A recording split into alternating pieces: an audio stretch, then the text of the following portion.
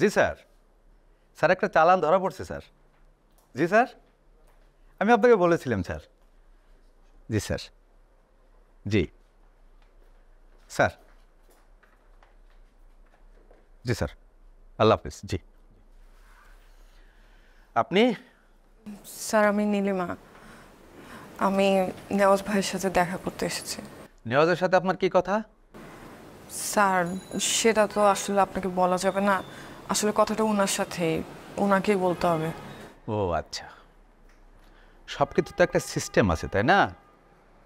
ওনাকে হোস্টেল কিংবা হাসপাতালে রাখা হয় নাই যে আপনি ভিজিটিং আওয়ারে এসে তার সঙ্গে দেখা করে চলে যাবেন। এটা থানা।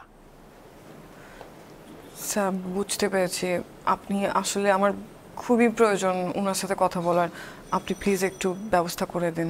আচ্ছা ঠিক আছে, ওনাকে কালকে কোর্টে চালান করা হবে। আপনার যত গুরুত্বপূর্ণ কথা থাক ওখানে যেয়ে বলবেন।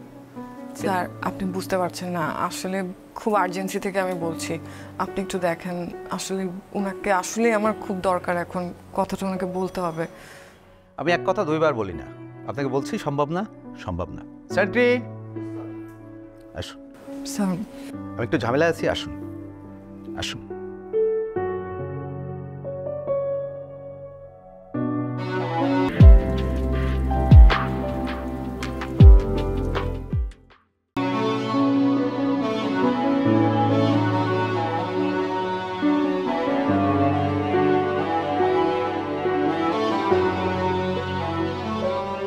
স্যার সালাম আলাইকুম স্যার। স্যার ওই নীলিমা নামে একজন নেওয়াজের সাথে দেখা করতে আসছিল স্যার। না স্যার দেখা করেনি স্যার, না। জি স্যার, জি জি, ওকে স্যার, ওকে ওকে। জি সালাম আলাইকুম স্যার। তোমাদের আমি ভালো করে বলেছিলাম, কিন্তু তোমরা কোনো কথা শোনোনি। খালো আমি তো তুমি থানায় গিয়েছিলে কেন? তোমার কি ধারণা নেওয়াজের সঙ্গে দেখা করলে সব সমস্যার সমাধান হয়ে যাবে? তুই থানায় গেছিলি? তুই আর আমার কত ডুবাবি? স্যার আমি সবের কিছু জানি না স্যার। শোনো মেয়ে, একটা কথা খুব ভালো করে জেনে রাখো, আমার সঙ্গে চালাকি করবে না, চালাকির পরিণাম কিন্তু ভালো হবে না। স্যার আপনি রাগ করেন না স্যার, আমি ওর বিয়ের লাগা একটা ছেলে দেখছি। Good, very good. কি করে ছেলে? ছেলে স্যার নিজের গাড়ি আছে, রেন্টে কাজ চালায়, আর একটা গাড়ি কিনবে, কিছু টাকা জমছে। ঠিক আছে, বাকি টাকা আমি দেবো। স্যার আপনি মহান, আপনি দয়ালু স্যার। বাবা আমি এখন বিয়ে করব না। তুই চুপ কর, এ বিয়ে হবেই। শোনো মেয়ে, বাবার কথার অবাধ্য হতে নেই, উনি তো তোমার ভালোই চান। খালু আমি শেষবারের মতো দাদিমা আর খালাম্মার কাছ থেকে বিদায় নিয়ে আসি। এখন দেখা করে কি হবে? আর তুমি তো জানোই মা এই সময় বিশ্রাম করে। না পরে তো আর যখন তখন আসতে পারবো না, বিয়ের পরে একবার বলে আসি। ওকে ঠিক আছে, যাও, কিন্তু আবার বলছি বেশি চালাকি আমার পছন্দ না। যাও।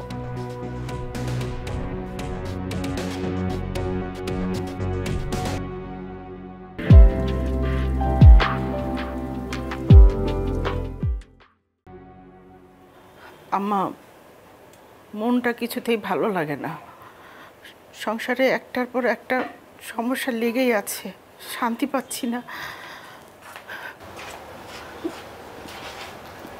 দাদি খালাম্মা আপনারা বলেছিলেন আমাদের দুজনকে একসাথে অনেক ভাল লাগে, আমাদের দুজনে বিয়ে দিবেন, তাহলে সব কিছু কেন এরকম হলো? নীলিমা আমি তোমাকে বলেছিলাম যে যদি কোনো সমস্যা হয় তাহলে তুমি আপত্তি করবে না। এটা কি শুধু সমস্যা? এই যে আমাকে আপনারা মেরে ফেলতেন।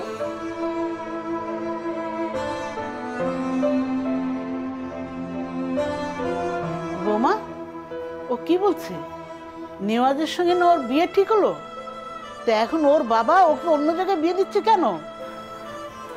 আম্মা, আমি কিছু বলতে পারবো না। এসব কথা এখন বলে লাভ নেই, এটা ওদের পারিবারিক ব্যাপার। নীলিমা, তোর বাবাকে ডাক, আমি তার সঙ্গে কথা বলবো। আম্মা, বললাম তো এইসব কথা বলে কোনো লাভ নেই। নেওয়াজের বাবা ওর বাবার সাথে কথা বলেছে। ইকবাল তো ওদের বিয়েতে মত দিয়েছিল, তাহলে ইকবাল কেন কিছু বলছে না? আম্মা, আমি কিছু জানি না। আমি আমি আমি কিছু বুঝতে পারছি না। ইকবালকে ডাকো, আমি কথা বলবো। আম্মা, আগে নীলিমাকে বিদায় করেন, তারপরে আপনি নেওয়াজের বাবার সাথে কথা বলেন। চলো নীলিমা আমার সাথে। না খালাম্মা, আমাকে কিছু দিবেন না। আমি এমনিতে আপনার কাছ থেকে যা পেয়েছি তা আমার সারা জীবনের সম্পদ। আমি শুধু এসেছি আপনাদের কাছ থেকে বিদায় নিতে। বিদায় নিয়ে আমি চলে যাব। সে কি রে, তোর বিয়ে, তুই খালি হাতে চলে যাবে নাকি? বৌমা, ওই ড্রয় খুলে দেখো, একটা গয়নার বাক্স আছে, এনে দাও। আচ্ছা।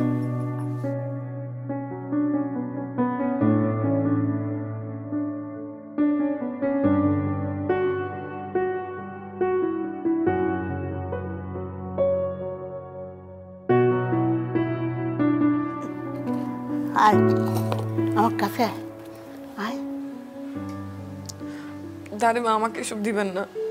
নে বোন, রাগ করিস না, নিয়তের উপর কারো হাত নাই।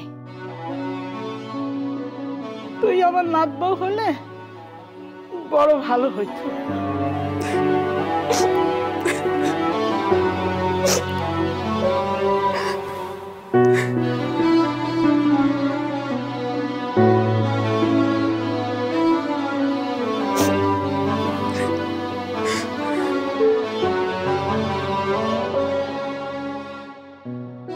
নীলিমা, এই যে নীলিমা, বাইরে তোমার বাবা অপেক্ষা করছে।